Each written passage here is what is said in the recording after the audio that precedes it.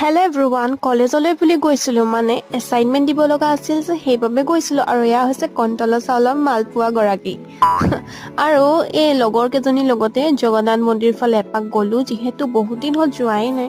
তাকে এপাক গৈও আহিলোঁ। আৰু ৰ'দটো দেখিছেনে, ইমান চোকাকৈ দিছে। ঠাণ্ডা দিন আহিছে, কিন্তু ঠাণ্ডাটো লগাহে নাই।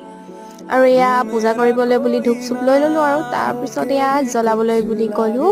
আৰু বিশেষ একো কৈ নাথাকোঁ, কাৰণ আপোনালোকে জগন্নাথ মন্দিৰৰ কথা জানেই। আৰু ভিডিঅ'টো চাই যাওক তেন্তে।